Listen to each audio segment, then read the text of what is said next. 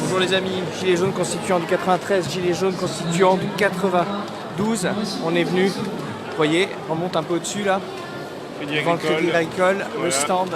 On y est bien. Voilà, dénoncer la spéculation alimentaire avec la filiale Amundi. Tu peux aller montrer les symboles? Tout à fait. Là. On a mis les beaux logos. Amundi, filiale du Crédit Agricole qui spécule à tout va. Voilà, Lixor, Société Générale. Pareil. Et là-bas, Natixis. Voilà, on est venu demander une question simple, on va aller demander au stand, on va les perturber un peu, vas-y. Faut leur poser la question. Oui, oui. Cette expérience, ce sera bien gagnant, je pense. C'est pour un responsable ou une responsable. C'est pour comprendre comment les prix agricoles. Il a annoncé récupérer au Personne? Bonjour. Vous êtes monsieur Yves Perrier, le président de Amundi, qui spécule sur l'alimentation? Bon, parce que c'est détenu à 75% par le Crédit Agricole, Amundi. Qu'est-ce qui explique l'augmentation et la baisse des prix agricoles? Mais c'est qui le responsable? Il n'y a jamais de responsable, monsieur? Et voilà, félicitations. Merci. Moi, c'est pas moi, je cherche qu'au bonbon. D'accord. On va demander au monsieur là. Ouais.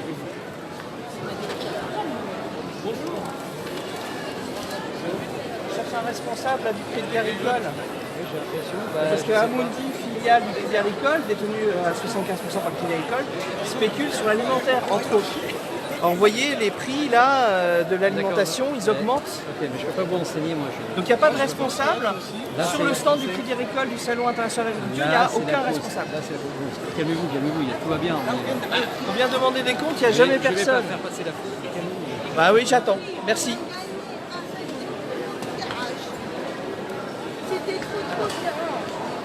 Vous avez entendu, il n'y a pas de responsable, donc il va se renseigner, on va voir. Mais c'est quand même aberrant, il est 13h. On est au Salon international de l'agriculture. Hein, on est devant le Crédit Agricole, il n'y a pas un responsable qui peut répondre à nos questions. Bonjour citoyens, bonjour citoyennes. Vous avez vu, ça c'est l'augmentation des prix de l'alimentaire, selon le FAO, et donc l'ONU. Et on est venu demander au Crédit Agricole comment ça se fait que les prix de l'agriculture augmentent et baissent, comme ça. La spéculation.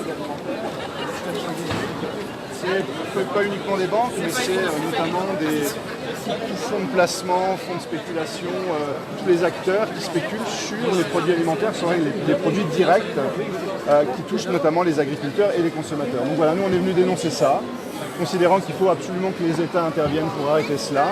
Et voilà, on vient devant le crédit agricole, qui n'est pas le seul responsable, mais qui en France est quand même, disons, en grande partie responsable de la spéculation et de la variation des prix de façon arbitraire. Voilà. Donc on veut nourrir la planète. Pour ça, il faut que les denrées alimentaires ne soient pas des denrées sur lesquelles on peut spéculer. Alors, je suis Sébastien Drochon. Je suis un gilet jaune de Solidarité et Progrès, tout simplement. Mais de rien. Avec leur rien.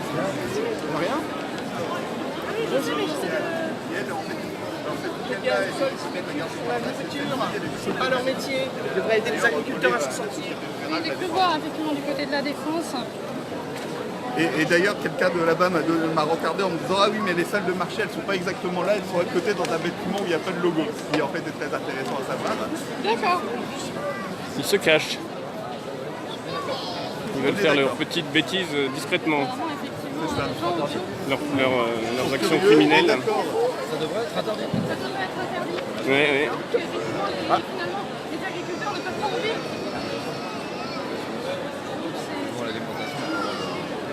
Il y a un agriculteur qui se suicide tous les 2 jours. Il y a un agriculteur qui se suicide tous les 2 jours et puis eux, ils continuent à s'amuser sans gêne. Et ils viennent au salon en essayant de faire croire qu'ils sont là pour les agriculteurs. C'est interdit mondialement. Ça ne devrait pas être interdit en France. Après, c'est d'habitude. Ah, moi, je soutiens complètement. Voilà, c'est intéressant de voir cette Là, en fait, on est même nous-mêmes. Bon courage. Merci, merci. J'ai mal au pied. Donc voilà, en 2008 notamment, il y a eu les émeutes de la faim en Égypte, ailleurs, à cause de ces gens-là. Et puis là, ils ont un beau salon, un beau stand. parmi d'autres choses, ils investissent dans plein de choses, pas que dans les Désolé, c'est en anglais. C'est basé au Luxembourg. Donc ça, c'est un premier problème, c'est l'évasion fiscale par le Crédit Agricole via Amundi, présent donc au Luxembourg. Et ce qu'ils proposent aux gens, enfin pas à vous et pas à moi, à des spécialistes financiers, à des fonds d'investissement, c'est d'investir à la hausse ou à la baisse sur les marchés agricoles. Mais attention, c'est pas acheter des actions et des obligations dans les entreprises agricoles. C'est spéculer sur les taux des marchés. Et du coup, ça perturbe, ça parasite, en fait. Et du coup, la conséquence, c'est ça. Vous voyez, ça, c'est l'évolution de l'indice global des prix alimentaires, 1990 à 2013. La source, c'est FAO, Organisation mondiale de l'ONU. Et vous voyez, il y avait, on va dire, une relative stabilité. C'est un indice, hein, une relative stabilité, même si c'était déjà variable. Et depuis les années 2000, où on a dérégulé en fait les marchés financiers, où on a dérégulé le marché agricole, dans lequel tout le monde peut y aller, dont les financiers. Regardez, ça a créé des émeutes de la faim. Donc on était venu dénoncer ici. Alors pour ceux qui sont en train de filmer là, cette dame ne sait pas plus. Elle est, comme vous disiez, prestataire, hôtesse d'accueil. Donc vous n'êtes pas du Crédit Agricole, vous ne connaissiez pas Amundi avant. Non, pas du tout. Et on vient demander à un responsable, on lui dit ils sont tous en pause, ils donnent des récompenses. Et il n'y a aucun responsable qui veut venir alors qu'on est là au Salon de l'Agriculture en train de dénoncer cette spéculation sur l'alimentaire. C'est quand même fou, je trouve ça fou. Donc Amundi détenu à 75% par le Crédit Agricole. Et il faudrait rajouter à ça la Caisse d'épargne qui détient Natixis qui fait la même chose. Et il faudrait rajouter à ça la Société Générale qui détient Lyxor qui fait également la même chose. Alors après, quand on va plus loin, spéculation sur l'alimentaire, spéculation sur l'immobilier, spéculation sur un certain nombre de choses, pension, assurance vie, etc. Excusez-moi d'être un peu choqué, aucun responsable du Crédit Agricole, du coup on est libre de pouvoir informer le public des actions du Crédit Agricole. C'est une bonne nouvelle. Expliquer ce qui se passe. Comme on dit, Voilà, c'est ça. crack bancaire, ça rime avec crise alimentaire. Vous êtes arrivé après. Absolument, je ouais. montre ça à Voilà. cette dame. C'est pas de l'abstraction quand les pas une banques, abstraction, c'est réel. quand les banques font des cracks bancaires, c'est les gens qui se retrouvent sur la paille. On se compte à des millions de victimes aujourd'hui de la spéculation sur l'alimentation. Et ça, c'est la première des choses à cesser avant toute chose. Du coup, c'est le premier juste une gestionnaire honte. d'actifs européen. Et parmi ce qu'ils font, c'est entre autres spéculer. Spéculer sur la bouffe, c'est ouf. Désolé, c'est en Non, anglais. pour lui, c'est Amundi normal. Fund CPR Global Agriculture. Sur les marchés agricoles. D'accord. Vraiment sur quelque chose de concret. Et là, pour l'instant, personne ne peut vous répondre. Ben, voilà, exactement. Il n'y a pas. On est là depuis 10 minutes, un quart d'heure, avec une banderole qui incrimine clairement le Crédit Agricole et aussi la Société Générale et la Caisse d'épargne. D'accord. Il y a deux prestataires qui n'ont rien à voir avec le Schmilblick, qui ne savent même pas que Amundi existe.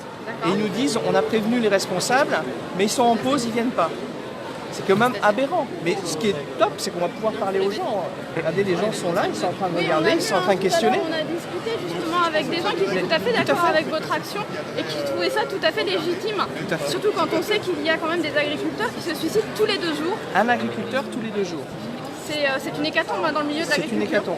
Donc à un moment donné, soit on en reste au niveau des conséquences et on nous pond des lois comme la loi Egalim, donc agriculture et alimentation, qui est sortie là au mois de mars, où on nous explique, en tout cas, Édouard Leclerc nous explique, entre autres, qu'il va augmenter le prix du Nutella pour mieux payer ses producteurs de fruits et légumes. On se fout un peu de notre...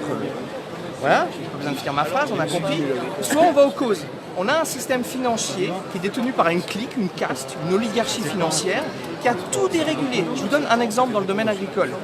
En 1973, les États-Unis permettent aux banques d'arriver sur les marchés agricoles. Avant, il y avait les producteurs et les commerçants.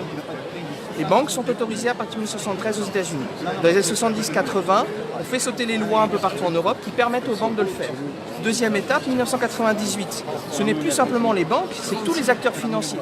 Fonds d'investissement, comme BlackRock, des gens qui n'ont rien à voir avec l'agriculture, qui sont autorisés à aller sur les marchés agricoles. Et donc, si on a ça en tête et qu'on regarde cette courbe, corrélation ne veut pas dire cause en science. Mais j'ai tendance à voir que cette dérégulation des années 70 et surtout de 1998 où tous les acteurs financiers ont le droit d'aller sur le marché agricole et de spéculer sur tout et rien, vous voyez, il y a deux choses qu'on constate. Une augmentation du prix des aliments. C'est un panier de différents aliments, blé, soja, maïs, etc. Et aussi une variabilité. Qu'est-ce qu'on sait? Un spéculateur, il gagne de l'argent, pas forcément sur une hausse ou une baisse, sur le fait qu'il va parier à la hausse ou à la baisse, donc il a besoin de variation dans un domaine très important qui s'appelle l'agriculture, l'alimentation. Donc c'est un problème, c'est un parasite financier. Et cet exemple dans le domaine agricole, il est vrai dans plein de secteurs, dans l'immobilier. Tiens, regardez. Voilà. Ça, c'est la même chose. Alors à chaque fois, c'est un peu vite, mais là, avant, la source, c'était le FAO, de l'ONU. Là, c'est l'INSEE, source officielle. 1965, à nos jours, le prix de l'immobilier à Paris et en France, en rouge à Paris, en bleu en France, on voit, on va dire, une relative stabilité, j'ai bien relatif, c'est un indice, indice 100 à 150, jusque les années 90. Et regardez encore une fois, l'augmentation de l'immobilier, surtout la variabilité des prix. C'est la trace d'une spéculation derrière, la spéculation sur l'immobilier. Et donc là, c'est vraiment les petits agriculteurs qui vont souffrir de ce genre de choses, qui trinquent et tous les jours, parce qu'au final, c'est ça. Ils ont besoin de vivre et ils sont obligés de vendre leurs produits, souvent moins chers. Voilà. Mais les gens qui achètent ces produits les vendent plus cher. Voilà. Alors parlons de solutions. Il existait un système après-guerre où ils avaient réfléchi au fait qu'on prend le prix de production en compte. C'est-à-dire chaque année, les différents acteurs du monde agricole, les agriculteurs, les coopératives, les distributeurs, les transformateurs, se mettaient d'accord sur un prix, ou en tout cas entre un plancher et un plafond, où il pouvait y avoir une variation, mais relativement ténue, qui assurait qu'au minimum, le coût de production était pris en compte, filière par filière. On a fait sauter ça aussi. C'est la fameuse loi de modernisation de l'économie de Bruno Le Maire, quand il était ministre de l'Agriculture. C'est la fameuse loi Egalim qui, elle, ne crée pas ça, mais qui ne change rien à cette donne-là, parce qu'on a considéré les marchés agricoles comme un marché comme un autre. Et du coup, conséquence, en amont, le producteur et les producteurs ne vivent pas de leur travail. Un agriculteur sur deux se suicide. C'est des suicides parce que c'est des gens qui mettent leur identité, leur personne dans le travail. Un tous les 2 jours, pardon, oui, excusez-moi. Un agriculteur tous les 2 jours, merci monsieur, tout à fait, exact. C'est des gens qui bossent, qui mettent du cœur à l'ouvrage et ils ne s'en sortent pas. La plupart, la moyenne, c'est 350 € de revenus par mois. Donc ça, c'est en amont. Et en aval, le consommateur. Le consommateur, il n'a pas vu, en fait, en quoi cette concurrence libre et non faussée sur les marchés agricoles, cette dérégulation, a profité au prix. Le prix du beurre, il augmente, le prix du lait, il augmente, le prix des confitures, il augmente, etc., etc., etc. Tout le système, dans tout le système, finalement, celui qui trinque, c'est l'agriculteur et le consommateur. Voilà.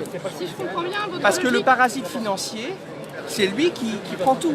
Et rajoutons un élément pour que les gens aient ça à l'esprit, qui regardent après par eux-mêmes, qui vérifient par eux-mêmes. J'ai discuté ces derniers jours au sein de l'agriculture avec des syndicalistes agricoles. J'ai discuté avec des agriculteurs.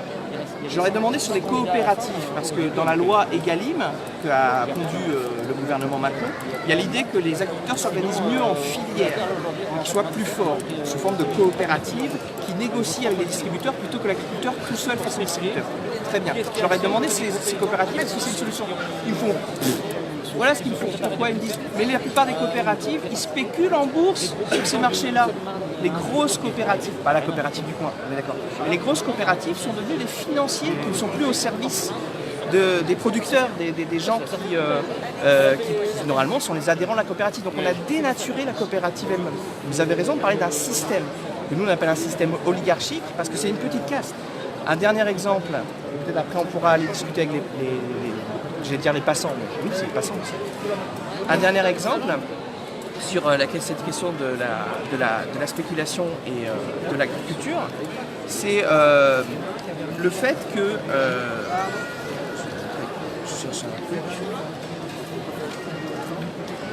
donc je vous parlais tout à l'heure, Amundi Crédit Agricole, donc toujours pas de responsable. Hein. Dans 10 minutes de responsable. Ah, enfin. Voilà, il va pouvoir me répondre par des éléments de langage à ce que je dis. Ça c'est Amundi, donc Found CPR Global Agriculture. Regardez bien, LU comme Luxembourg. Donc cette filiale du Crédit Agricole, détenue à 75%, je le rappelle, est basée au Luxembourg. Donc le droit de Luxembourg, donc les impôts au Luxembourg. Est-ce que j'ai besoin de conclure ma phrase en disant que c'est un paradis fiscal ou tout le monde a compris? Voilà. Donc en plus de faire de la spéculation au détriment et du producteur et du consommateur et engager un bénéfice de manière artificielle en spéculant à tout va, à la hausse et à la baisse, en plus ils ne payent pas leurs impôts en France, ces gens-là. Je redonne parce que je m'arrêterai là parce que je pense que les gens ils puissent aller voir par eux-mêmes ensuite. Je redonne les chiffres de gestion d'actifs d'Amundi. Quand on parle de droits luxembourgeois et de gens qui ne payent pas leurs impôts, ou très peu d'impôts, on parle d'une somme d'argent importante. Alors c'est pas un argent qu'ils ont en capital propre, hein. Ils gèrent cet argent-là pour d'autres. Et donc voilà, je remonte. Droit luxembourgeois. Amundi Luxembourg SA, société de Amundi Group, détenue à 115% par le Crédit Agricole. D'accord. Donc, je crois que les gens, il faudrait qu'ils regardent ça, et je crois que surtout les agriculteurs devraient eux-mêmes, comme nous on vient de faire là, dénoncer en fait. Dénoncer.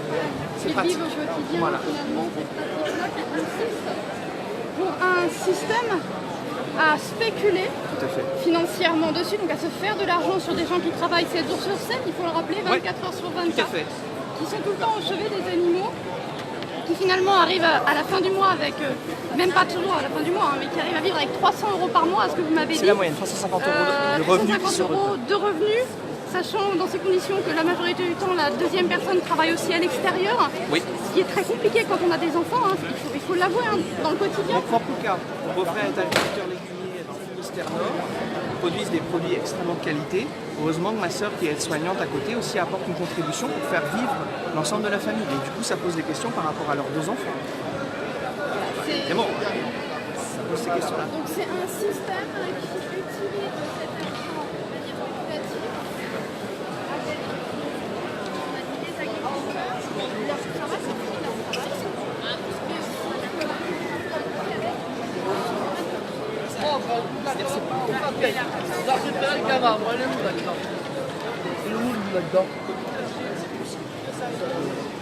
La dépêche est un peu.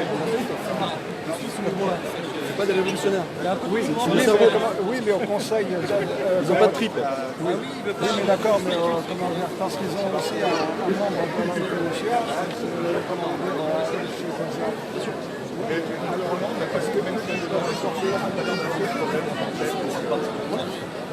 oui, tant mieux.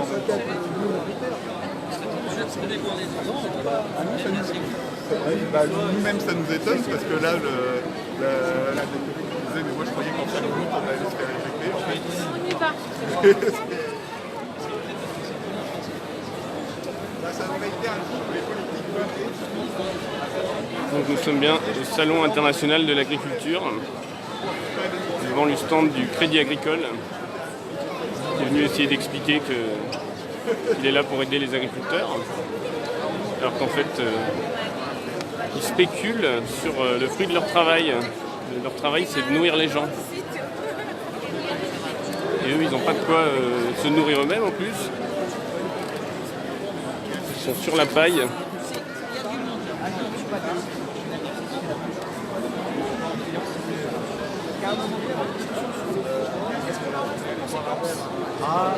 d'ailleurs qui avait l'air un peu bizarre, même de l'extérieur. Et en fait, le gars il nous dit qu'est-ce que vous êtes venu faire là, parce qu'on me voit avec notre gilet forcément. On lui explique et il dit c'est vrai que moi en 2000 j'étais dans ce commerce-là. Et en fait, à HSBC, c'était très facile de leur refiler de l'argent, d'avoir des cartes bleues, et ils ne posaient pas de questions, les mecs, sur l'origine du liquide, du cash. Parce que les mecs s'amenaient avec des grosses valises de cash. Et donc là, vous êtes sur le Crédit Agricole. Alors, Crédit Agricole et Société Générale, parce qu'ils ont tous les deux une filiale. C'est Amundi pour le Crédit Agricole et c'est Luxor pour la Société Générale, qui spéculent en fait sur l'alimentaire. L'autre chose à savoir aussi, c'est qu'Amundi, jusqu'à récemment, c'était aussi le régime social des indépendants. Dont on sait aujourd'hui, il y a eu beaucoup d'indépendants qui ont attaqué ce régime social. Le RSI. Le RSI, oui. Et qui est intéressant à voir, c'est parce que en fait, je pense que les graphiques seront sur la vidéo. J'ai un collègue qui est là, qui a les graphiques de la Banque mondiale. Bon, ça date de 2011, hein, mais c'est quand même intéressant à voir. La spéculation sur l'alimentaire, ça fait pas trop de dégâts quand il n'y a pas de crise. Par contre, une fois qu'il y a eu la crise de 2008, les prix se sont mis à fluctuer au niveau mondial, du simple au quadruple ou quoi que ce soit. Et en fait, c'est le moment où il y a eu où ça a commencé à avoir des faillites en chaîne d'exploitation agricole, que ce soit en France ou ailleurs. Hein. Dans les pays du Sud, il y a eu des émeutes de la faim. Et ce qui a créé les conditions des différentes révolutions arabes, etc., en Égypte, etc., c'était essentiellement ça, parce que les gens n'arrivaient plus à vivre de leur production. Et les dirigeants, en fait, comme on leur disait, comme les dirigeants démocrates ou non d'ailleurs, on leur disait mais c'est rien, c'est les marchés, bah, les mecs, ils ne touchaient pas en fait. Et du coup, pourquoi le Crédit Agricole alors en particulier? Alors pourquoi le Crédit Agricole déjà, moi c'est ma banque, je suis au Crédit Agricole. Alors c'est pas moi qui ai choisi, j'avoue. Le Crédit Agricole en même temps c'est quand même justement censé être l'agriculture quoi au départ. Oui, c'est censé aider les agriculteurs. C'est censé être une banque qui aide les agriculteurs. Ils les aident d'ailleurs. C'est pour ça que je vous demande pourquoi vous êtes. Par rapport au discours qui est écrit là. Il faut aussi, mais à côté de ça, faire ça d'un côté et à côté avoir une filiale qui elle spécule sur l'alimentaire. Ils ont quand même, comme toutes les banques de toute manière, pas des politiques très aidantes en fait envers leurs clients quoi.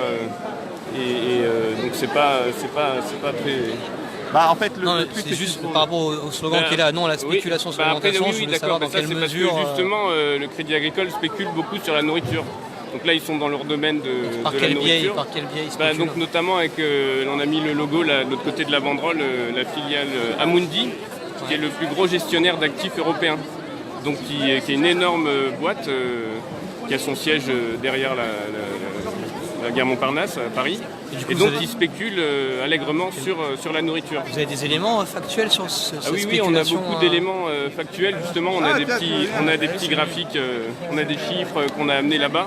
Et puis eux, sur leur site, vous pouvez trouver en fait. Oui, parce qu'ils se cachent même pas. Ils se cachent pas, oui.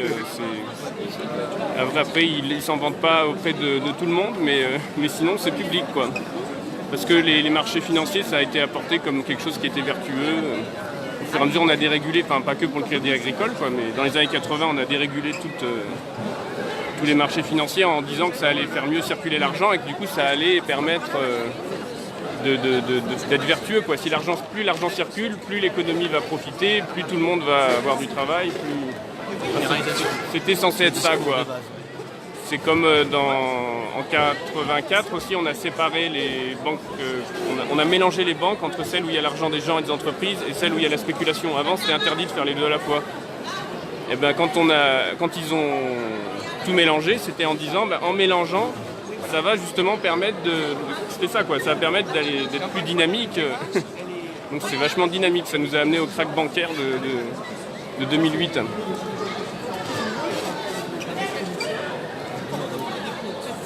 On a travaillé là-dessus. Moi, je suis professeur d'histoire. Je n'ai rien à voir avec la question agricole. J'ai mon beau-frère qui est dans l'agriculture, mais lui-même ne connaissait pas ça.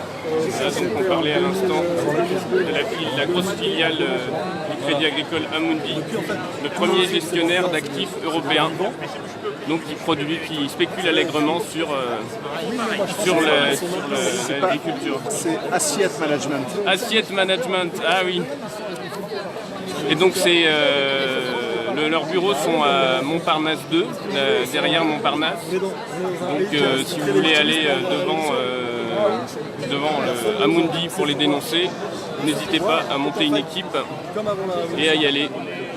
On y retournera sans doute, de toute façon, on ne va pas les laisser tomber. Et puis là vous avez l'Ixor, donc l'Ixor Asset Management, qui eux sont à la Défense, au niveau du siège de la Société Générale, les grandes tours effrayantes. Vous pouvez aller aussi là-bas, à la Défense. Ça c'est le problème, c'est comment à un moment donné l'État reprend son rôle de réglementer, qui réglemente le système bancaire. L'État aurait dû dire à la banque, on vous libéralise, on vous prend à notre compte et puis c'est tout. On finance la dette que vous avez, le déficit. Au lieu de remettre de l'argent puis à dire allez-y, continuez ce que vous faisiez avant, reperdez de l'argent, on vous refinancera. Ben non, Bah là, on dit, on rachète les banques. Nous, ce qu'on dit, c'est qu'il faut même séparer les banques. Il faudrait virer tout ce qui est spéculatif. Par exemple, cette partie-là, on la vire et on dit aux banques, maintenant, vous êtes en train vous devez faire du crédit, mais aux producteurs, aux consommateurs, mais dans des conditions où on vous arrête de spéculer. Oui, d'accord. Et nous, toute la question derrière, c'est comment on reprend le contrôle, notamment même de la monnaie. C'est-à-dire qu'il faut une banque nationale. Je suis d'accord avec ça. Bah, prenez un tract. Non, non, vous n'avez pas. Je suis d'accord avec vous, mais okay, bah, je ne vais pas le dire. Bonne journée. En tout cas, moi j'ai trouvé l'issue de secours là. Pour Amundi, là c'est derrière là. Vous voyez, c'est là-bas. On va tirer la chasse et les spéculateurs, au revoir. Bon, on va les reconvertir quand même. On va les reconvertir dans l'agriculture, ça sera quand même plus utile. Tu veux encore gaspiller de l'eau? Ah, faut les mettre dans les toilettes sèches.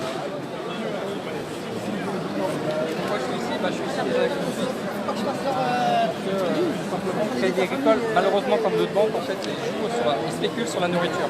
Il y a un fonds qui s'appelle Amundi. Donc en fait, Crédit Agricole a perdu de vue en fait la nature propre de ce qu'elle faisait au départ, c'est-à-dire financer l'agriculture. Et maintenant, en fait, malheureusement, il y a eu une fusion entre les activités qui sont productives dans la banque avec la spéculation. Et donc là, via le fonds Amundi, elle spécule sur les denrées alimentaires, je trouve ça scandaleux en fait, tout simplement. Voilà, c'est ce qu'on est venu dénoncer. Donc là, Crédit Agricole, c'est symbolique parce qu'on est très dans l'agriculture, mais malheureusement, c'est un système qui spécule, c'est pas que le Crédit Agricole. Alors aujourd'hui, qu'est-ce que vous essayez d'obtenir ce que vous êtes déplacé pour montrer Ce qu'on espère obtenir de toute façon, c'est une lutte de fond, c'est-à-dire que nous, ce qu'on propose, il faut séparer les banques d'affaires et les banques de dépôt. C'est-à-dire que les gens qui spéculent, on ne doit pas les renflouer avec l'argent des contribuables, l'argent des déposants. Et deuxièmement, il faut revenir à une banque centrale nationale. C'est-à-dire qu'il faut que l'argent soit sous contrôle de l'État, même sous contrôle citoyen. Parce que les gilets jaunes, on va même beaucoup plus loin. Il faut que ce soit les citoyens qui contrôlent l'émission de crédit, l'argent, la création de l'économie. là, en ce moment-là, je pense que vous êtes en train d'attendre un responsable. Alors j'aimerais bien, je ne sais pas si les responsables veulent le faire. Là, vous voyez, le responsable, je ne sais pas s'ils veulent nous parler, je sais pas. On dirait pas, le responsable, ils nous ont dit que les responsables, lui, n'étaient pas là, sont en pause, prolongés comme par hasard, au moment où on arrive. À voir les responsables. Voilà, malheureusement, ils ont parti manger. Ils ont très faim, spécialement aujourd'hui là. Alors, si ils sont là, est-ce que vous essayez? Est-ce que vous pourriez aller jusqu'à la responsable? Voilà donc le stand du Crédit Agricole. Pour ceux qui viennent de nous rejoindre, donc nous sommes au Salon international de l'agriculture pour dénoncer la spéculation du Crédit Agricole, notamment via sa grosse filiale Amundi, qui spécule sur ce qui est nécessaire pour nous pour vivre.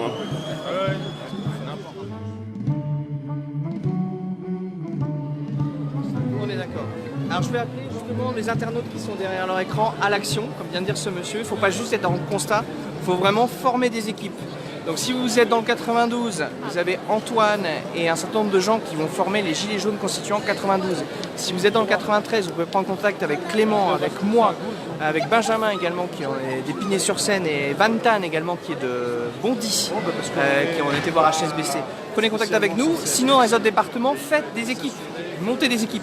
Donc là, je crois qu'on va s'arrêter là parce que vous avez pu avoir une idée de tout l'impact qu'on a pu créer, des discussions dans tous les sens. Moi, j'ai discuté avec des jeunes agriculteurs, j'ai discuté avec des simples passants, des fils et des filles d'agriculteurs, etc.